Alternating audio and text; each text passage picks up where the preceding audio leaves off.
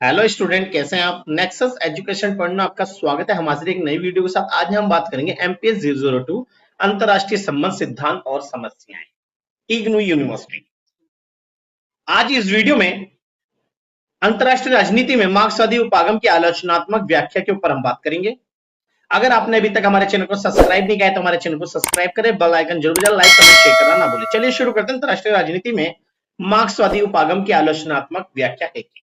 जैसा कि इसमें अंतरराष्ट्रीय राजनीति में विभिन्न उपागम लिखे गए, लेकिन विभिन्न उपागमों में जो मार्क्सवादी उपागम है वो एक महत्वपूर्ण स्थान रखता है।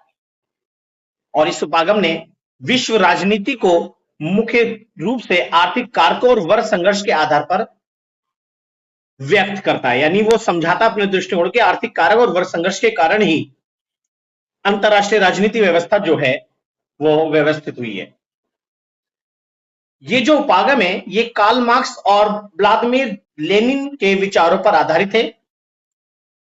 जैसा कि इनके विचारों के माध्यम से रूस के अंदर यानी यूएसएसआर में 1917 में रूसी क्रांति हुई थी और यूएसएसआर में पूंजीवाद यानी जार निकोलस का शासन का अंत होकर यहां पर समाजवादी स्थापित हुआ था। इसी उपागम की देन थी वहां 1917 की रूसी क्रांति। जैसा कि कार्ल मार्क्स का मानना क्या था स्टूडेंट, इनका मानना था कि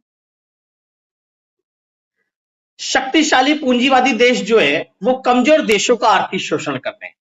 यानी समाज में जो शक्ति पूंजी यानी विकसित देश जो है वो विकासशील देशों का शोषण करते हैं। इस कारण विश्व में असमानता, संघर्ष और साम्राज्यवाद को बढ़ावा मिलता है। ये उपागम अंतरराष्ट्रीय राजनीति को केवल सैन्य शक्ति से नहीं बल्कि आर्थिक हितों और उत्पादन के साधनों के नियंत्रण से समझाता है। मार्क्सवाद विश्व शांति, समानता और शोषण मुक्त समाज की स्थापना पर जोर देता है। इनके अनुसार विश्व व्यवस्था जो है पूंजीवादी है। आज विश्व में हर जगह किसकी चल रही है? विकसित देशों की, जिसमें विकसित देश जो है वो पूंजीवादी वर्ग यानी विकासशील देशों का शोषण करते हैं। जैसा कि मैंने बताया कि जितने भी विकसित देश हैं वो हमेशा विकासशील देशों का शोषण करते हैं।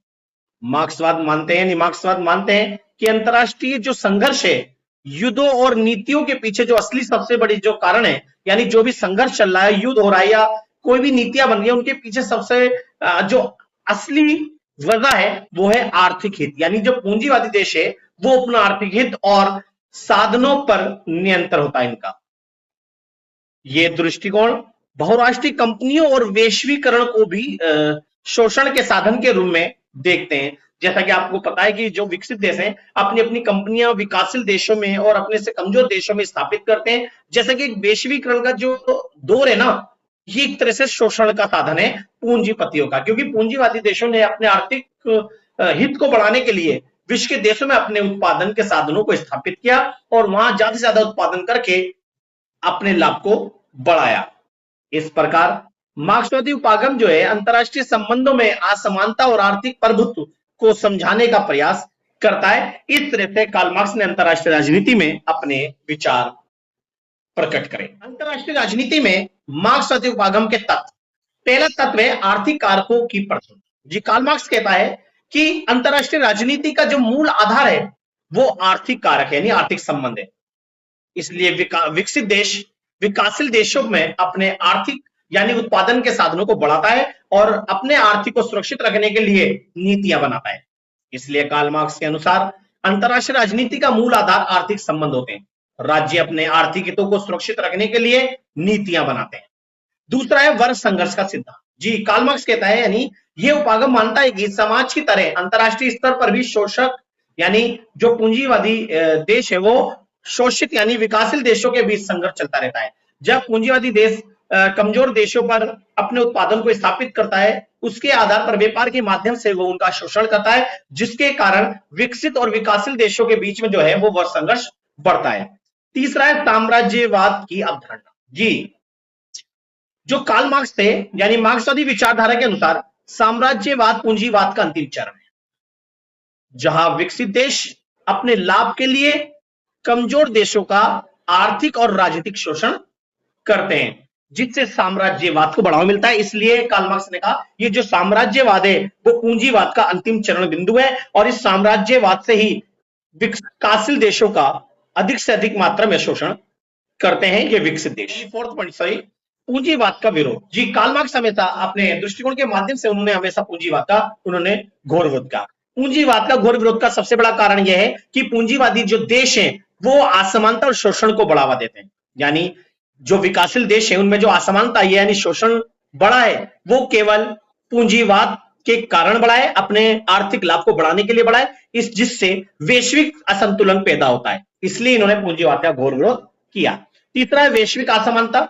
जो कार्ल मार्क्स से वो अपने दृष्टिकोण के माध्यम से दुनिया में अमीर और गरीब देशों के बीच बड़ा अंतर होता है। उनका मानना है कि विश्व में अगर हम देखें तो विकसित और विकासशील देशों में जो गैप है, अंतर है, वो बहुत ही बड़ा है।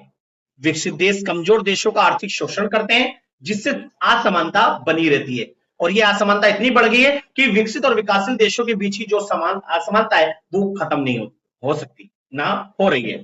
इसलिए इन्होंने वैश्विक असमानता के बारे में मार्क्स ने अपने विचार दिए।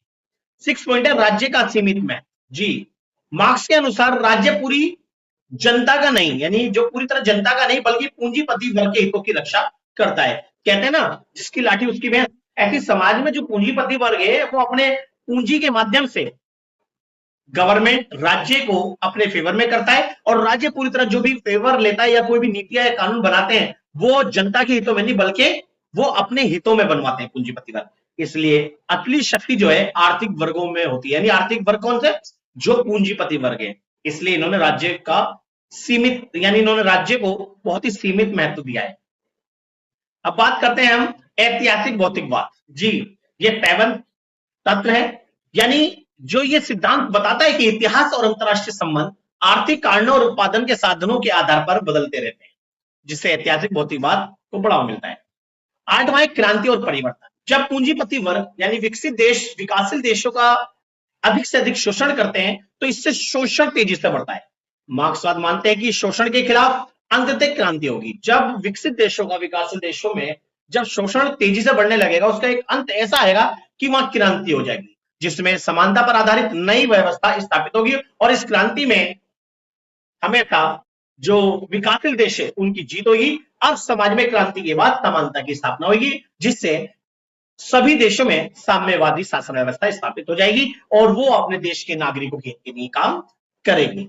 तो हमने ये तत्व के बारे में बात करी। अब बात करते हैं मार्क्सवादी उपागम की आलोचना, जैसे कि राज्य की भूमिका की उपेक्षा।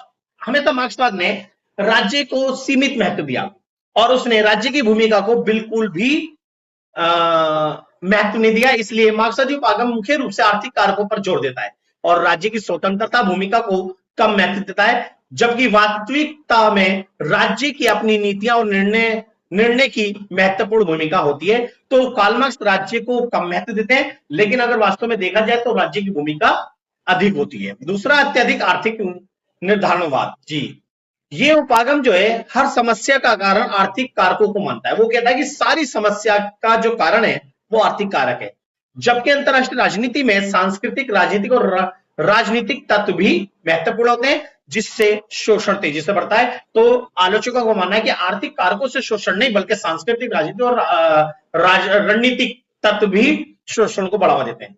तीसरी आलोचना है मार्क्सवादी विचारधारा की वर्ग संघर्ष का सीमित प्रयोग। जी, वर्ग संघर्ष की अवधारणा अंतरराष्ट्रीय स्तर पर हमेशा स्पष्ट रूप से लागू नहीं होती।